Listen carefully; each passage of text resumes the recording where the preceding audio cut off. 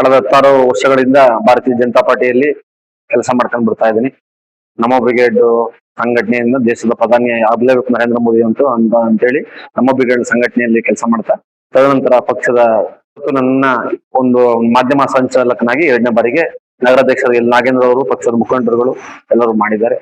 ಆದ್ದರಿಂದ ಭಾರತೀಯ ಜನತಾ ಪಾರ್ಟಿಯ ಮುಖಂಡರುಗಳಿಗೆ ಮತ್ತೆ ನಾಗೇಂದ್ರ ಅವರಿಗೆ ತುಂಬ ಅಭಿನಂದನೆಗಳನ್ನು ಸಲ್ಲಿಸಿಲ್ಲ. ಪಕ್ಷದಲ್ಲಿ ಬೇಸರ ಇದ್ದೇ ಇರುತ್ತೆ, ನಮಗೂ ಆಸೆ ಇರುತ್ತೆ. ಒಂದು ಪಾರ್ಟಿಯಲ್ಲಿ ಕಾರ್ಯಕರ್ತನ ಕೆಲಸ ಮಾಡ್ತಿದ್ದೀನಿ ಅಂತಂದಾಗ ನಮ್ಮ ಅಧ್ಯಕ್ಷ ಆಗ್ಬೇಕು ಅನ್ನೋದು ಆಸೆ ಇದ್ದೇ ಇರ್ತದೆ.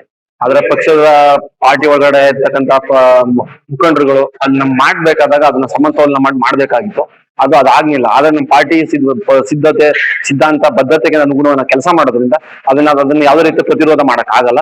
ಇವತ್ತು ನನ್ನ ಮೈಸೂರು ಮಹಾನಗರದಲ್ಲಿ ಮತ್ತೆ ಮಾಧ್ಯಮ ಸಂಚಾಲಕ ಮಾಡಿದ್ದಾರೆ, ಅದಕ್ಕೆ ಧನ್ಯವಾದಗಳನ್ನು ತಿಳಿಸ್ತೇನೆ.